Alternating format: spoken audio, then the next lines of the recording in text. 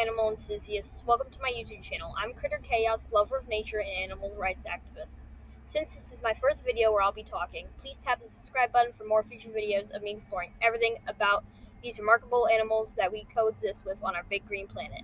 Today we will be visiting the Helen Raptor Center, an organization in Yellow Springs, Ohio that rescues and rehabs over 200 injured birds each year. Now, you might be asking yourself what a raptor is and why are they so important. Well, raptors are carnivorous birds that hunt their prey using their big talons and feet.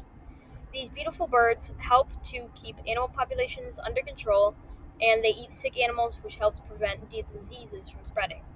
They also work as natural pest control, swooping up unwanted guests.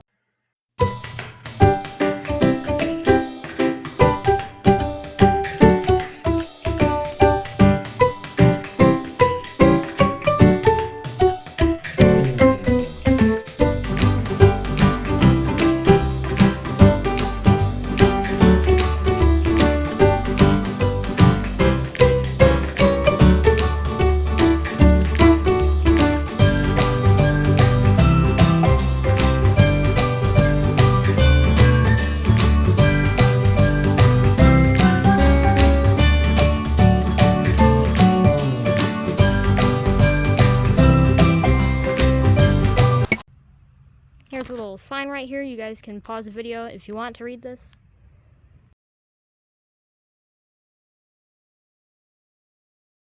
So, what made you get into raptors? Yeah, so at first I didn't know what I wanted to do. I started off getting my bachelor's degree in aquatic biology, and I studied fish and lakes and rivers and stuff like that first, and then I decided it wasn't for me, and I went off just trying different things like marine biology and general wildlife biology, and then I ended up here as an intern a couple of years ago, and I fell in love with working with the raptors, and now I'm back as an education coordinator. That is awesome. Now, I noticed here you have some vultures and some crows. Those naturally aren't considered raptors. So why do you guys have those there? Yeah, so vultures are kind of interesting. They're kind of in their own category, but depending on who you talk to, sometimes they slip into the raptor category. But generally they're here because they eat meat and they have some similar characteristics to raptors. So they have the curved beak, which is indicative of a bird of prey like your hawks and owls and falcons and eagles. And they eat meat just like they do.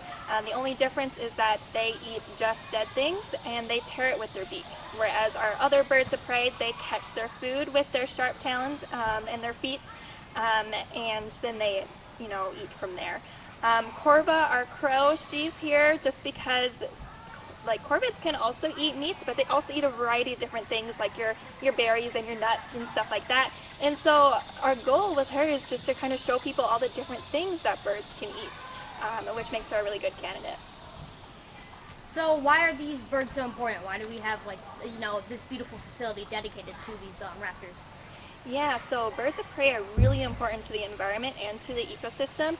They help control our prey populations, which can also affect the transferring of diseases and the destroying of agriculture and buildings, and stuff like that. So they're here to help kind of keep the balance between predator and prey kind of equal in the out in the environment, which is pretty cool. So that's why we're here, is to kind of help out our environment. That is awesome. How many birds do you house here? Yeah, so we have about 30 permanent ambassadors here. Most of them are located outside for the public to see, and we will have your hawks and falcons, eagles, and vultures and owls as well. But we also have a Mississippi kite, but he lives inside. Now, are you a volunteer, or do you get paid for this stuff? Or? Yeah, so I am one of the very few staff members here. We have our director, who is full-time, we have our assistant director, who is part-time, and then I am the education coordinator. So I am a salaried staff, but we do have we have two lovely volunteers, or not volunteers, interns who help us out, which is pretty cool. They dedicate their time to helping us with our mission, which is to educate the public about who we are and how important raptors are, and they help us take care of our birds and also the birds that come in for rehab as well. So with birds in rehab, how many do you get on average? And so far, like, what's one of the biggest causes of damage to birds? Like, how many? How do they get injured often? Yeah, so we take in over 200 injured birds every year. Last year we had taken in 249, which was a record-breaking year, and this year we are on track to beat that record, which is pretty amazing. The number one cause as to why these birds come to us is human-related. One of the major things that we see is getting hit by cars or hitting windows. So unfortunately, there's some things that we can do to try and help out, but that's one of the main injuries that come in. Is there anything that people could do to kind of try to prevent that? Yeah, so with getting hit by cars, a thing that you can do is just be aware that they're kind of around. If you see one up sitting on a post or something like that, maybe just kind of slow down on the road if possible. I know it's not always possible, but just kind of take your time, be aware of them. If they start to swoop down, try and slow down a little bit. For windows, you can always put up window decals, especially for your birds who eat other birds, like your Cooper's hawk and your sharp-shinned hawks. A way to do that is to kind of either move the bird feeders a little bit closer to the window so the birds don't quite have enough momentum to hit the window very hard, or to move the bird feeders quite a bit away from the windows so that they're just not getting that chance to hit the window. So you can do that as well. Alright, maybe we see some of the birds here. Yeah, of course. Follow me.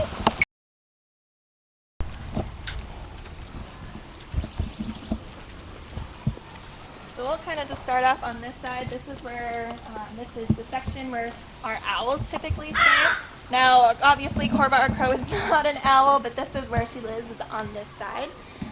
Corva is pretty cool. She's a corvid species, which includes your blue jays and your mockingbirds. And so, like we mentioned before, she's not a bird of prey. She is a corvid, so she eats different things like meat and berries and insects and nuts and all sorts of different things. So she just helps teach people about the various different things that birds eat. The reason why Corva is here with us is because she's an imprint, which means that somebody found her as a little baby and, tried to keep her and rehabilitate her. But what they didn't realize is that in interacting with her at such a young age, she actually decided that she was a person instead of a wild crow. So she never learned how to be a wild crow. And for crows, it's very important that they know how to be a wild crow because they're so social with each other. And because of that, she's definitely more social with people. So she's here with us. I see she has a toy down there. Does she like toys? Yes, so corvids are very, very smart. We say that Corva is kind of like a perpetual 5-6-year-old. So they're always curious. They always love to learn new and different things. We give her all sorts of different toys just to keep her stimulated and keep her active and interactive with various things around her. She can start to mimic other voices, and she can also recognize people's faces. So she definitely recognizes staff, but she loves meeting new people. Oh, she's very smart. Very smart.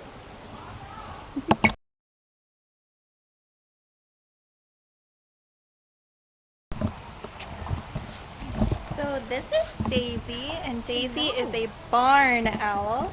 Barn owls are pretty cool because they like to nest in areas like the fields and natural grasslands and stuff like that. That's why their color looks the way it is, because that grass is kind of that natural goldenish color, which helps them with camouflage, and that's why she's this really pretty color. They also like to eat meadow mice. That's kind of their main source of diet, and other smaller rodents, which is pretty cool. Now the reason why Daisy is here with us, her name is Daisy Duck. She's obviously not a duck, but the reason why she's here with us is because somebody had cut down a tree that had her and her siblings in it, and they had found them and decided to try and take care of them for a little bit. But what they didn't realize is that baby raptors grow really, really fast. So they start out as these really small kind of hatchlings, and then they grow to be about an adult size within 2 to 3 months. So she grows really, really quickly. Because that person had found her and tried to take care of them for a couple days, they didn't quite know what they were getting into. So they were feeding her her raw chicken, which is not the worst thing to feed them. But what they didn't realize is that in order for her bones to stay nice and strong and in order for her to grow, they needed calcium in their diet.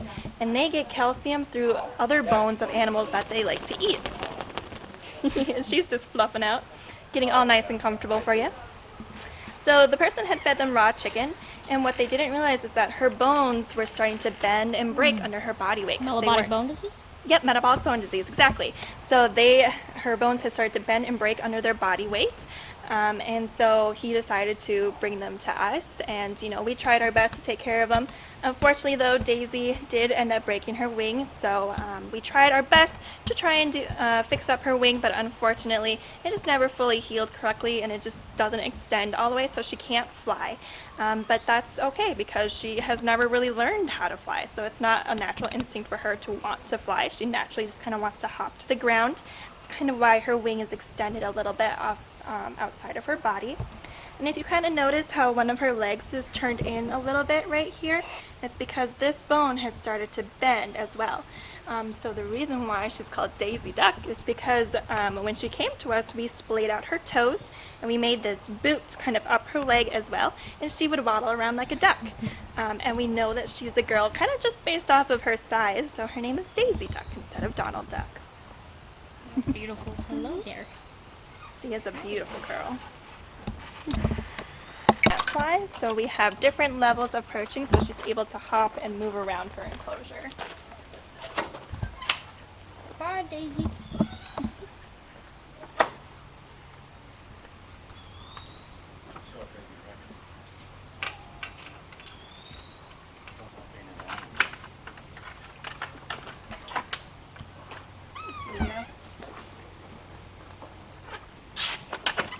This Barnell over here is Louis. He's our male. He's also a different subspecies. He's a Eurasian Barnell instead of a North American Barnell. So he's just quite a bit smaller than Daisy, and he's got different coloring. His colors are more light. I noticed you have these lifetime adoption things. How do you get those? Like, is there a special way to apply for it? Or? Yeah, so we are a non-profit organization, which means that we don't get any money from the government or anything like that. We rely mainly on donations, especially from sponsors, and we also go out and do programs at like schools and libraries and other things like that to kind of help draw in the money. Now our adoption system is different. We have different levels. So the lifetime adoption, you spend a little bit more money, but you get more benefits from it. Sometimes, depending on the different levels, you can do like a private release. You can get your name on this down here. You can get a plaque as well. So it just kind of depends on how much somebody is willing to donate to us to help us take care of these birds, which is pretty cool.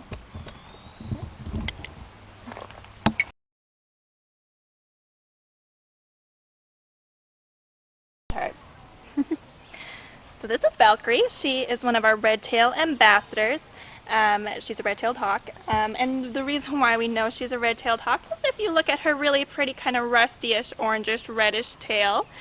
She's one of the most common hawks found in Ohio and all over the United States because these guys are pretty adaptable. So they live in different kinds of habitats like your forests and wetlands, by lakes and streams, by the ocean, by the desert. They're just found all over the place. And because they're found all over the place, they eat all sorts of different things. So they can eat squirrels and rabbits, they can eat lizards, they can eat snakes, they can eat fish if they wanted to, and rabbits, just all sorts of different things. Earlier, while we were touring the facility, we saw this little bunny. He is playing with fire today. He's just sitting there watching the hawks. Those hawks are probably looking at him as a buffet. Good luck, bud. So, the reason why Val is here with us is if you look at her left eye. Yeah, I can see that. Yeah, so she came to us as a starving juvenile, which means that she had hatched in 2023, and she came to us really, really hungry. So Mom and Dad had kind of stopped taking care of her at that point, so she had to learn how to hunt on her own. And what people don't realize is that birds of prey rely really heavily on their on their eyesight. So if you kind of look at her left eye, there's a teeny tiny pupil there, but she can't really see out of that eye. So when she was going to hunt, it was affecting her depth perception, not being able to see out of her left eye. So she would miss her food just by a couple of inches. And by missing her food a couple of inches, oftentimes that prey could get away. So unfortunately, by the time that somebody found her, she was just really, really hungry and too weak to kind of fly or anything like that. So that's why she's here with us as an ambassador. And today you're going to see her kind of eat one of our foods. Today I prepared her cut up chick, which is just, baby chickens.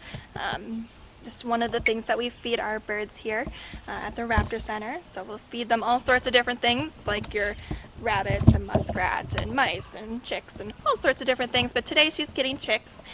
So what I'm going to do is I'm just going to put the food on the platform there. I'm going to have her just kind of hop to those pieces, and you'll just kind of see how she eats. All right.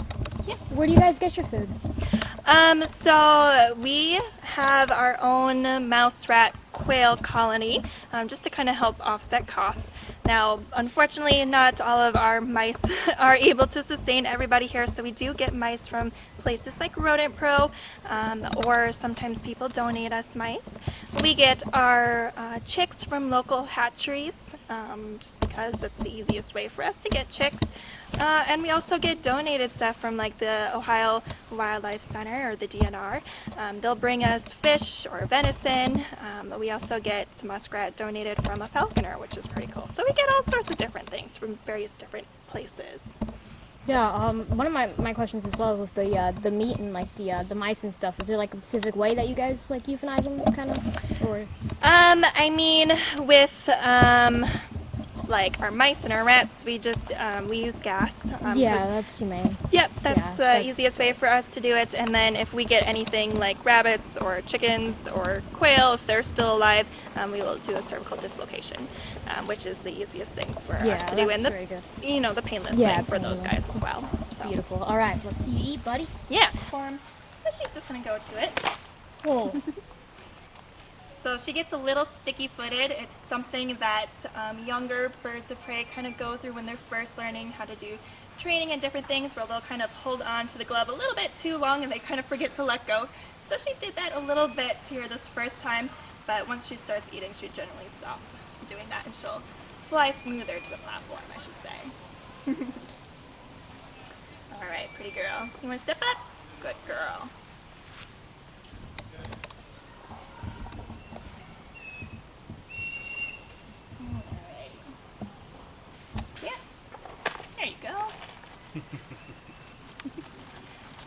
So she just kind of turned her backs to you, but if you guys notice how she kind of holds on to the food with her feet, that's just something that birds of prey naturally do, is they catch their food with their feet and they'll hold on to it, and then they'll use their beak to rip it up into smaller pieces. Good girl, Val. All right, you want to step up? Good girl.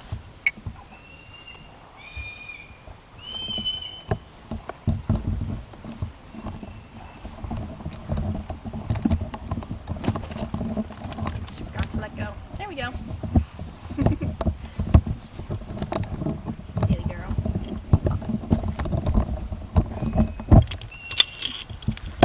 Hello. Please don't fly at me. Nope, I got a hold of her. It's all good.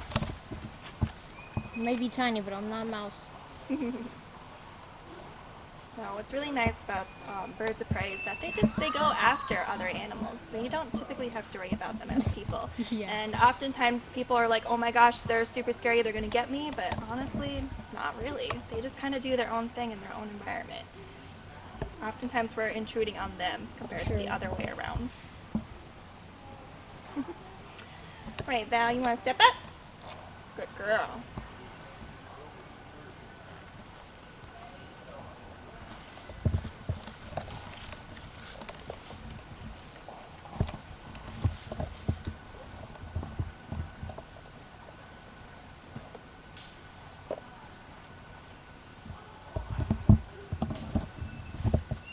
There you go.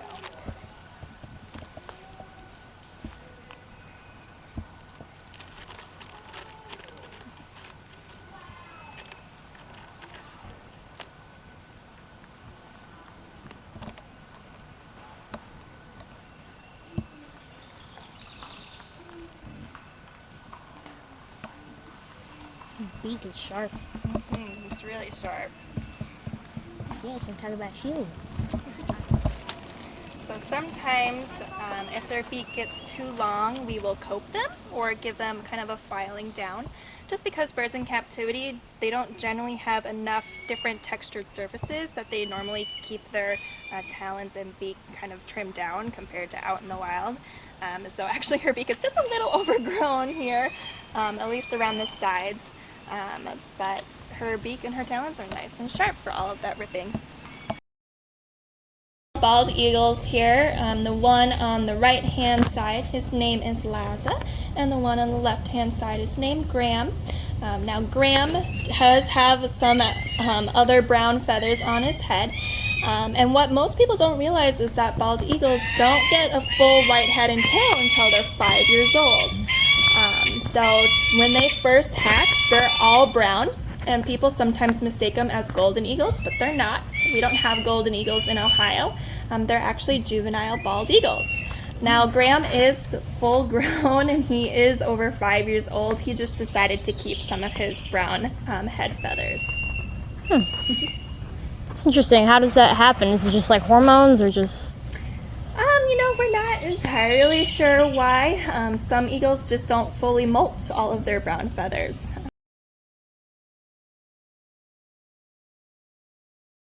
Two over here, they are American kestrel falcons. They're one of the smallest falcons that are found in Ohio and actually in the United States. But don't let their size fool you because they are definitely still fierce. Falcons in general, they kind of go after various different forms of prey, like your mice, but kestrels can go after insects, and they can go after birds as well. That's why their body is shaped the way it is. They have long wings, long narrow wings and a long tail, and then it just helps them fly quickly in the air and make really fast turns as they're trying to catch those birds. She's our peregrine falcon. Now she screams because she sees me and she's like, "Food, please, human," and unfortunately we had already fed her, so she thinks that she's still hungry. But I promise you she is not. She is very well fed. She's gonna scream, just so you know. So these are our vultures. Now we have two different types of vultures in here. We have two turkey vultures, which have the red head, and then we have one black vulture in there. Now vultures are pretty cool because they're really important to our ecosystem. They are nature's garbage disposal system. So any dead animal that is found throughout different habitats or along the road or anything like that, these guys help clean up after those dead animals, and then by doing so they keep diseases and other various bacteria from spreading, which is pretty cool. I heard one of them was named Woof. Yes, so our black vulture is named Woof, and it's because vultures don't have vocal cords, so they don't make screaming noises like our other birds of prey. These guys, they can still make noises though. They make kind of hissing noises or grunts or stuff like that, but our black vulture, Woof, all black vultures make a woof noise, and you might be able to hear it depending on.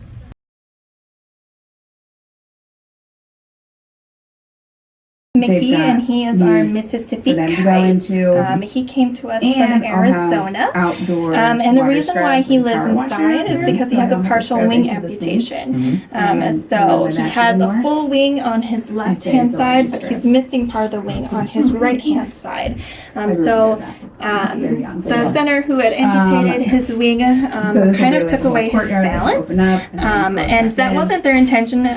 When they amputated the wing, they wanted to take away that injured part just to make him more comfortable and healthy and stuff like that. But in the process, he lost his balance. So all of his perching is low to the ground because if he was any higher, he would tumble, and we don't want him to get injured. And that's also why his face is quite a bit smaller compared to our outdoor birds. Now, even though it's small, we do have plans to extend outside so that he can have a much bigger space and he can go outside and sun himself. So if I want to, I'll have the ability to have a support intern. So fluffy. He is Fluff. Now, normally this kind of setup wouldn't work for a bird who's a little bit more high-strung, but luckily Mickey has a really nice personality where he just is pretty chill and calm and just loves to people watch. And he's actually comfortable enough to take a nap, it looks like, as well. Ignore all the mess and that kind of stuff. I'm going to move. This whole entire bottom floor becomes an indoor classroom. That makes sense. The middle floor becomes secondary classrooms for the outdoor school to use, as well as storage space. And then the top floor, which is currently infant housing, gets All right. I'll let you sort that out.